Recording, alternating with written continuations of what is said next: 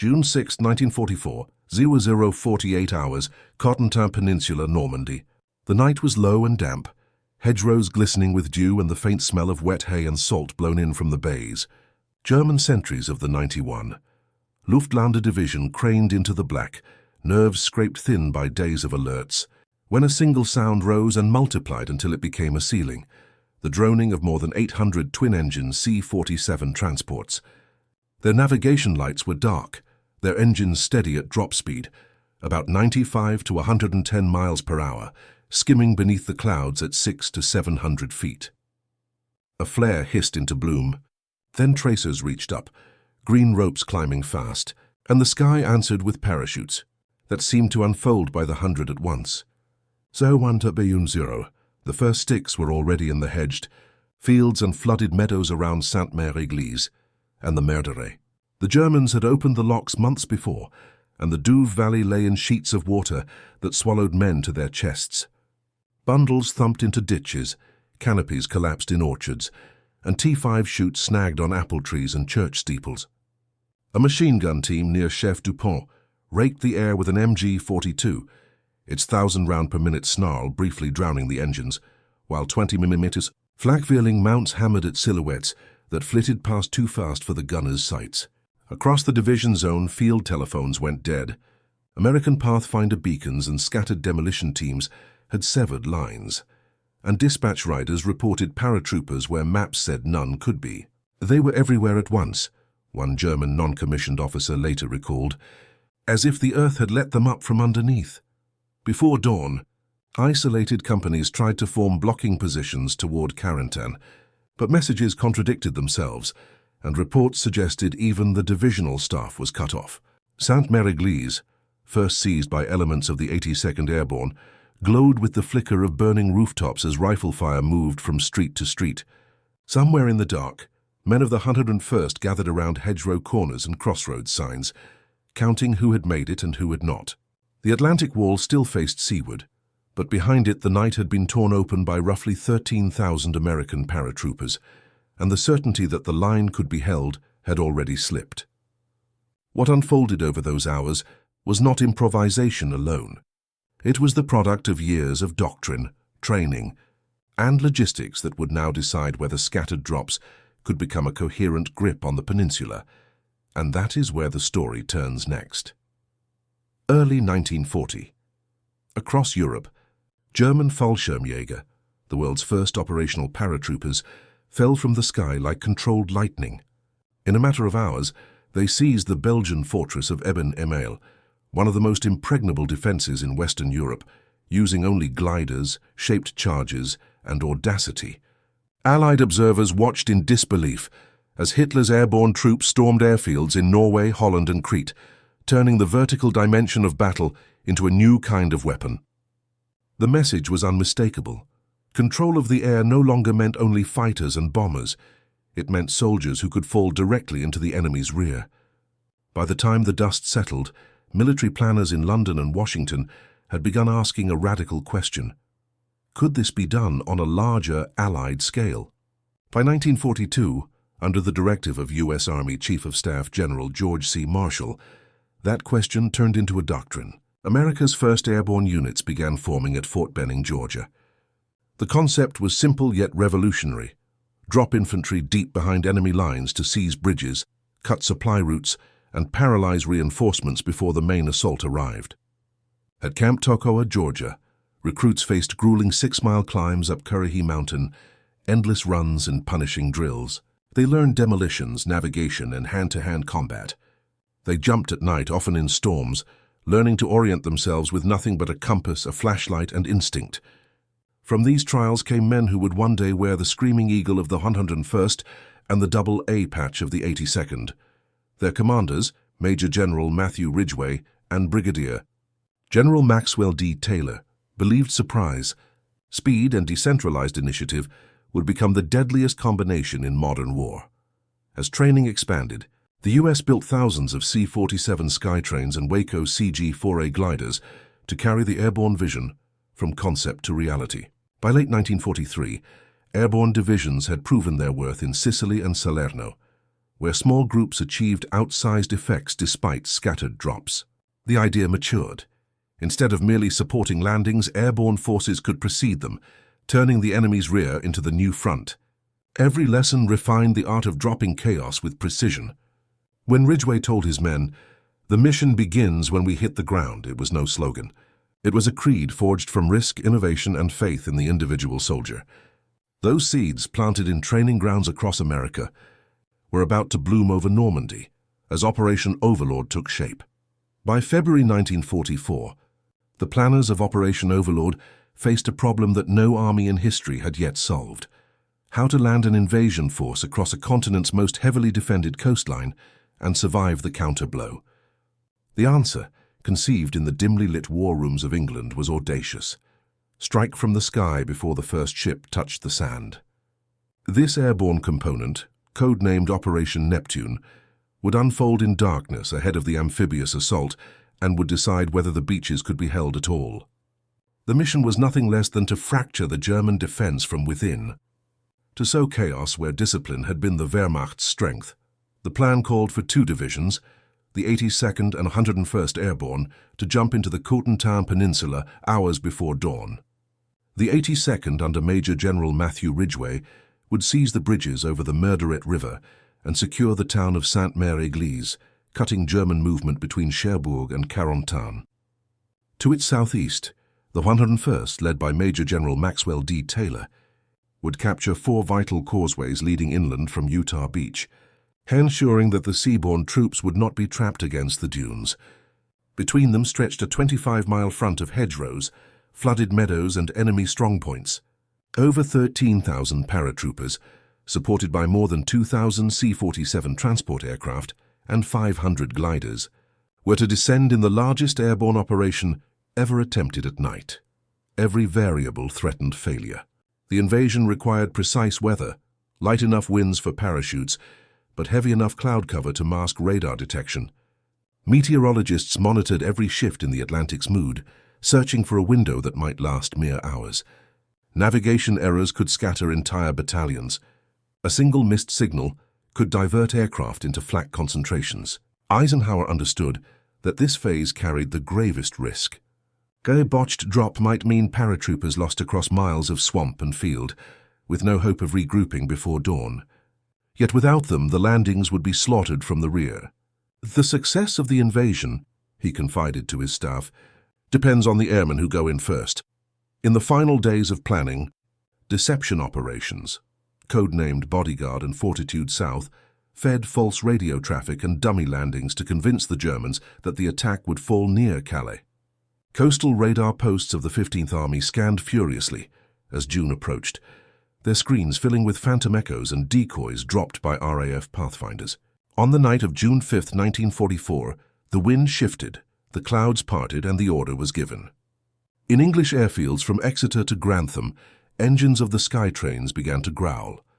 Each paratrooper, burdened with over 80 pounds of gear, rifle, grenades, rations, demolition charges, climbed aboard, knowing that once they stepped into the dark, they would be alone. Ahead lay a silent France, and beyond it, history itself. June 6, 1944, wrote 15 hours. Over the dark patchwork of Normandy, the steady drone of C-47 engines filled the air, muffled only by wind and anticipation. Inside the aircraft, the men of the 101st Airborne stood shoulder to shoulder, faces streaked with black grease, parachutes heavy against their backs. The green light over the door was still dark, but the red glow cast across their helmets revealed clenched jaws and white-knuckled grips on static lines.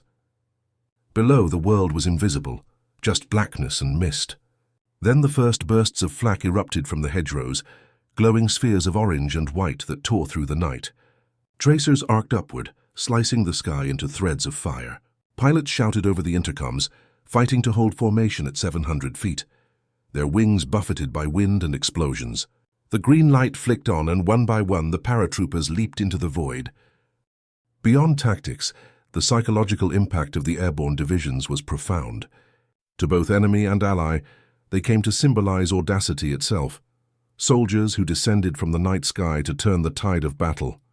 They represented an army that could appear anywhere, anytime, redefining what it meant to hold ground. Historians later wrote that the airborne at Normandy did more than open a path inland.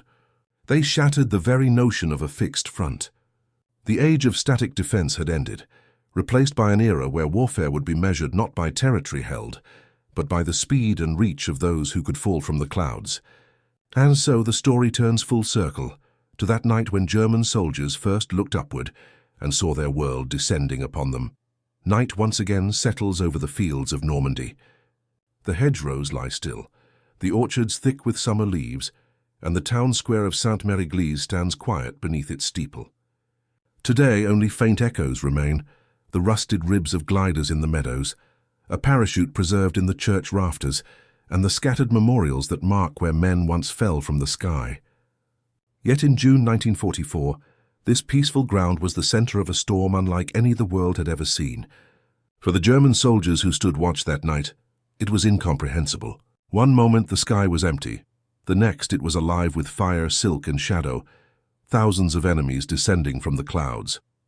Many would later recall not terror, but disbelief, unable to grasp that war itself had learned to fly. For the paratroopers, that night became a test of every lesson they had trained for. They had jumped into darkness, chaos, and uncertainty, and turned it into victory. 13,000 men scattered across the Cotentin Peninsula transformed isolation into coordination, confusion into command. Within hours they had cut the roads, seized the towns, and ensured that when the first landing craft reached the beaches, the tide of war would already have turned. The invasion's success was not born on the sand, but in the night sky above it. Now the winds over Normandy carry only the whisper of what once was.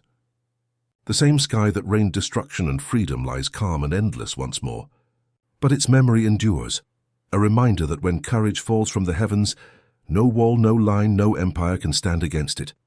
By mid-morning, the transformation was visible. What had begun as chaos was now organized resistance. Paratroopers linked by radio and signal flares coordinated overlapping fields of fire, ambushing German columns that ventured too close. Crews of the 6th Fallschirmjäger Regiment, advancing confidently, were met with sudden volleys from concealed positions. Tanks disabled, infantry scattered. For the first time that morning, the Americans held a continuous defensive line protecting the exits from Utah Beach. The precision of the glider landings astonished Allied planners and proved that airborne forces could sustain themselves longer and fight harder than anyone had predicted. As the sun rose fully, the horizon flickered with the thunder of naval shells striking the beaches to the east. The second act of D-Day, the amphibious assault, was beginning. Behind enemy lines, the paratroopers had fulfilled their mission. Confusion had become command, and control of the interior was theirs. By 11 a.m. on June 6, 1944, the thunder of naval guns along Utah Beach had begun to fade, replaced by the grinding advance of American armor and infantry moving inland. Columns of the U.S. 4th Infantry Division, soaked and sand-streaked, pressed forward along the narrow causeways that cut through the flooded lowlands. Each road was bordered by deep ditches and mined verges, every hedgerow a potential ambush. Yet ahead of them moved small knots of men in jump smocks and steel pot helmets, the pathfinders and paratroopers of the 101st Airborne, guiding them with flares and hand signals toward the town of Pouperville.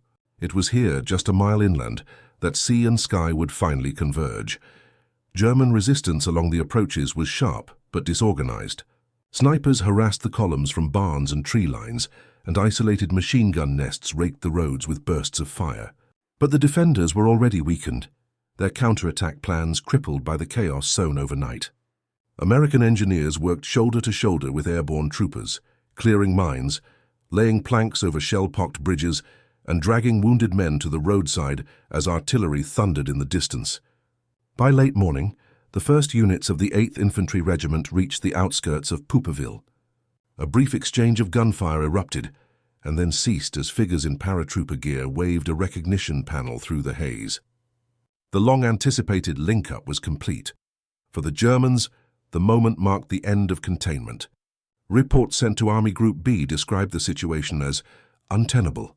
The enemy has joined inland. What had begun as scattered night drops had now become a solid front. a living bridge between the beaches and the interior.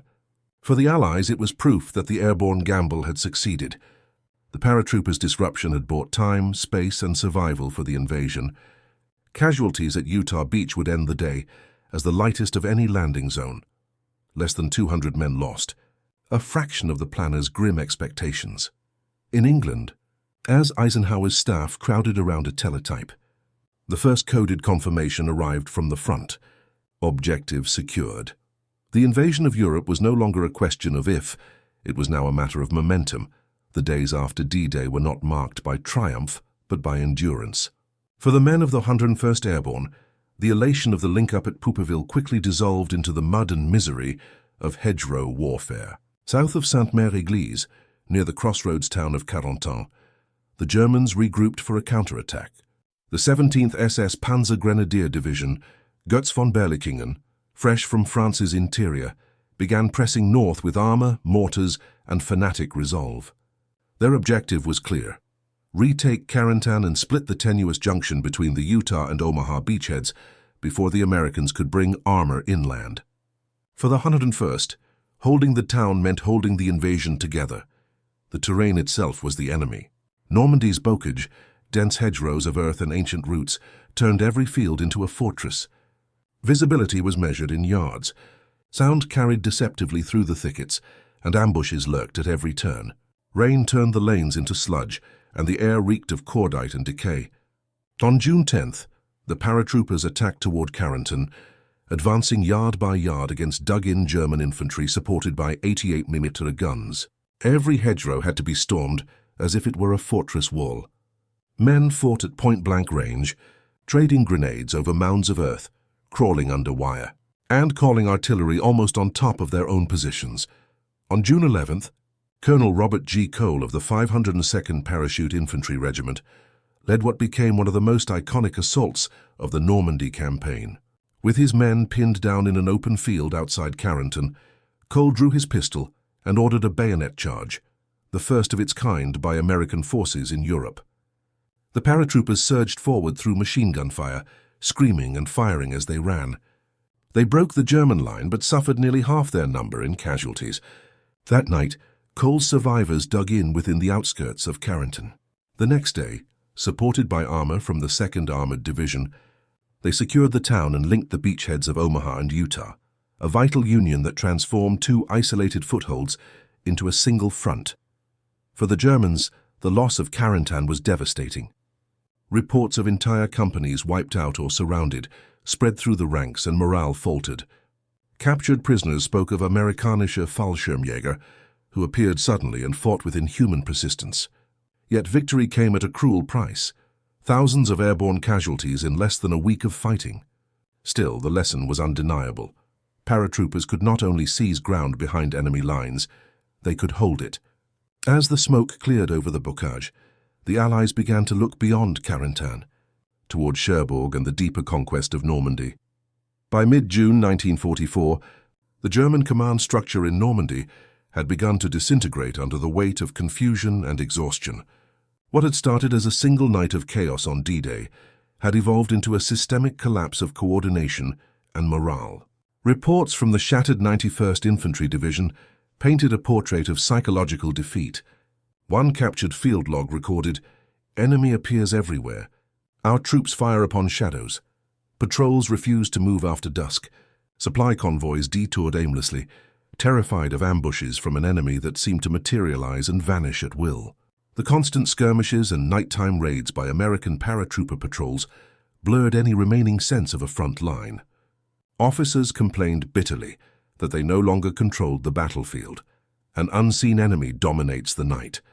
This loss of control struck at the heart of the Wehrmacht's self-image.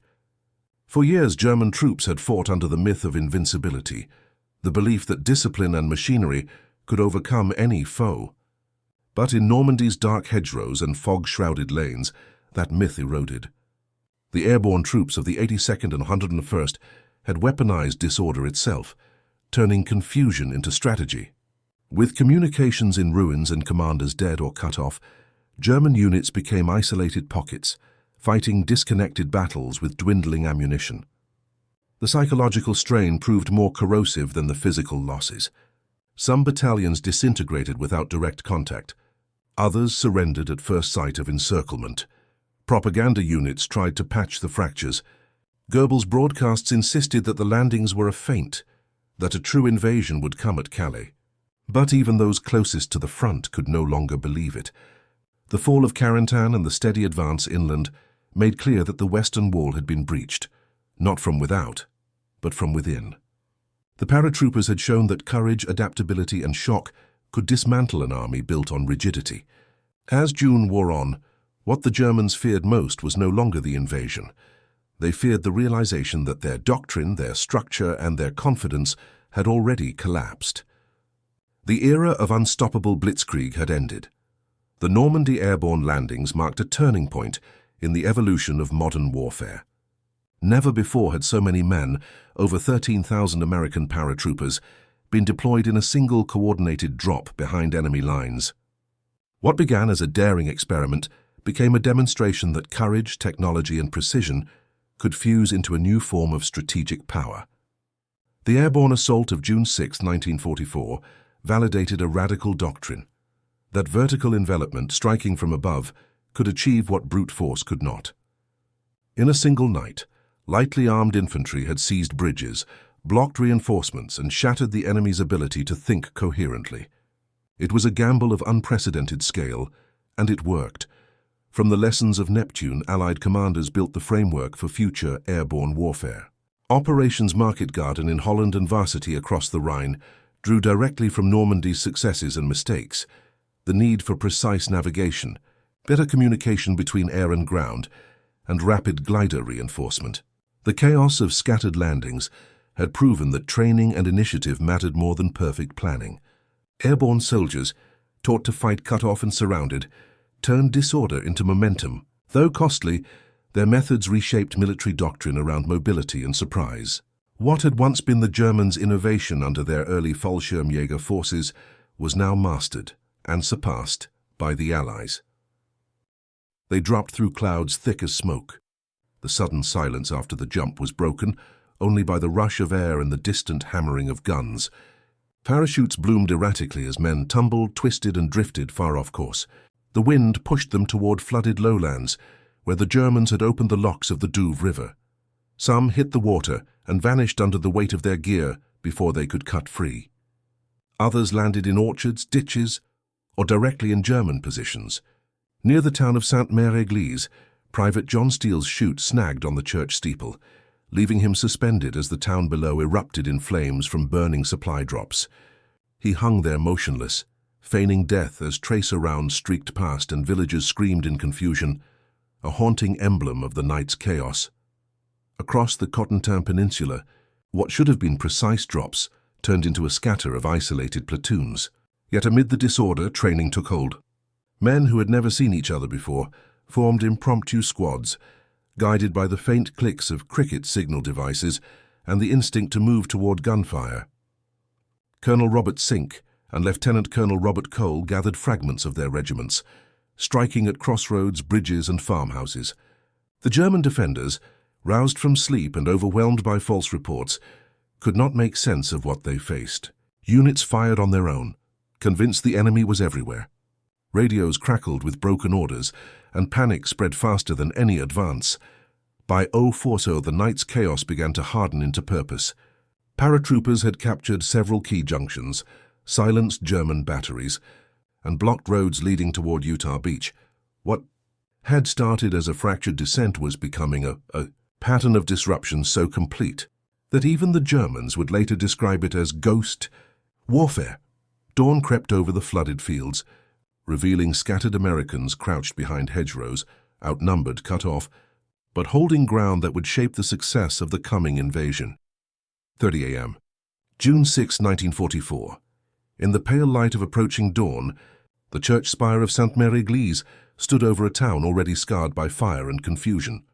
Hours earlier, paratroopers had fallen through burning rooftops, landing among panicked civilians and disoriented German sentries. Now, after a night of scattered fighting, elements of the 505th Parachute Infantry Regiment, part of the 82nd Airborne Division, moved cautiously through the cobbled streets, weapons at the ready. Lieutenant Colonel Edward C. Krauss led the advance, his men weary, soaked and low on ammunition. Yet within minutes the resistance melted away. German troops from the local garrison, stunned and leaderless, retreated under sporadic fire. By sunrise, the stars and stripes flew from the town hall, marking Sainte-Mère-Église as the first French town to be liberated on D-Day. The significance of the victory far exceeded its size.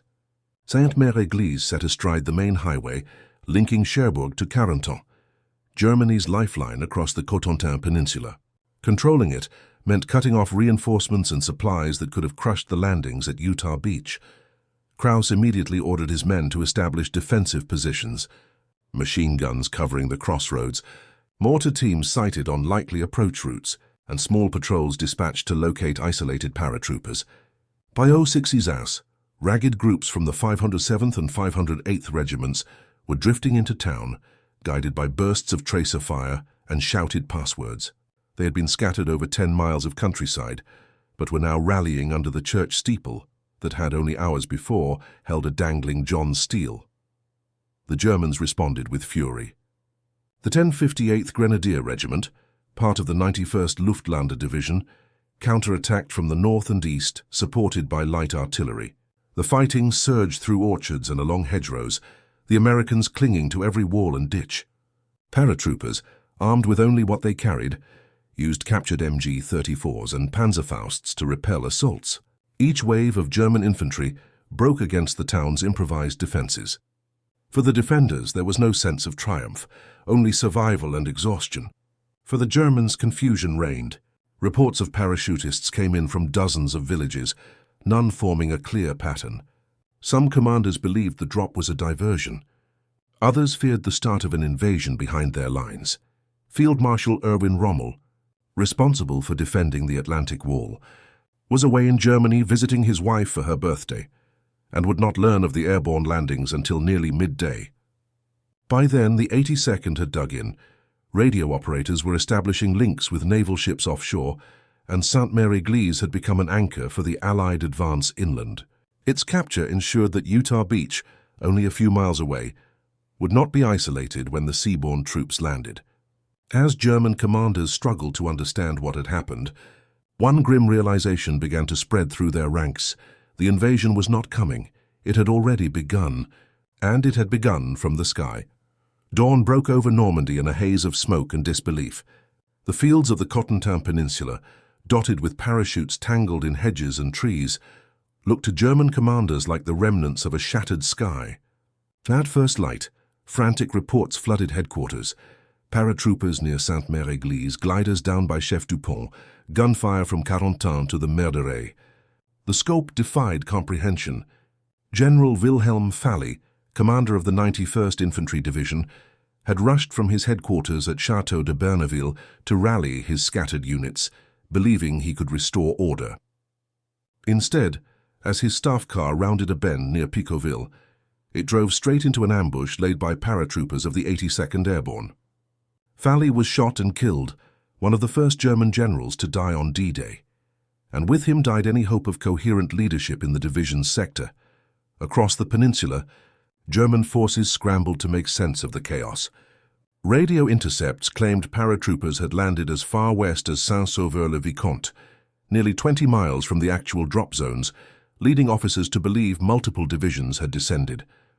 Elements of the 709th and 243rd Infantry Divisions began to mobilize, but with communications cut and bridges destroyed, their counterattack stalled before they began. American demolition teams, small self-directed groups armed with explosives and carbines, roamed the countryside, blowing culverts, cutting telephone lines, and ambushing convoys in the narrow Norman lanes. Every movement met gunfire. Each attempt at coordination unraveled into panic. At Cotentin, paratroopers and glider infantry blocked key roads while Fallschirmjäger detachments tried to regroup, only to find their supply routes under constant assault. The Luftwaffe, crippled by fuel shortages and Allied bombing, could offer little help. Only a handful of night fighters appeared briefly before vanishing into cloud. By mid-morning, reports to Army Group B described enemy parachutists in great number. unseen before in scope. Some officers insisted the airborne assault was merely a diversion for a greater landing elsewhere. Others, those closer to the front, knew better. They had seen the scale, heard the constant rattle of American automatic fire, and watched as their own men hesitated, unsure where the enemy ended. For the first time since 1940, the Wehrmacht faced an opponent that had mastered its own tactics: speed, surprise, and infiltration. The paratroopers' doctrine of disruption was working flawlessly. Roads were blocked, communications paralyzed, and morale collapsing. As sunlight crept higher, illuminating parachutes draped like ghosts over the fields, a grim certainty settled among German survivors. The invasion had come not from the sea alone, but from the very sky above them, and their carefully built wall was cracking from within.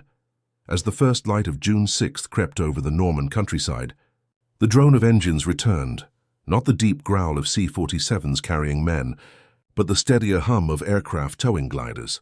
At 03:54 hours, the first wave of Operation Chicago began its descent, followed minutes later by Operation Detroit. Hundreds of Waco CG-4A and British Horsa gliders, their wings straining against tow cables, broke free high above the Cotentin Peninsula and banked toward landing zones already scarred with craters and wreckage. Inside were jeeps, 57mm anti-tank guns, ammunition, field radios, and medical teams, everything the scattered paratroopers below desperately needed to transform from isolated bands into a cohesive force. The landings were a calculated gamble. Each glider approached in darkness or thin dawn light, often under fire, at nearly 100 miles per hour with no engine and little margin for error. Pilots called themselves tow rope infantry, knowing their survival ended the moment they cast off. Many smashed into stone walls or hedgerows. Some broke apart on impact, killing crews instantly. Yet the mission succeeded where it mattered most. Supplies and reinforcements reached the men of the 82nd and 101st Airborne at a moment when German armor from Cotentin and Chef Dupont was beginning to probe forward. Anti-tank guns were set up along causeways. Medics tended to the wounded under makeshift tarps, and jeeps began hauling ammunition to hastily drawn defensive lines.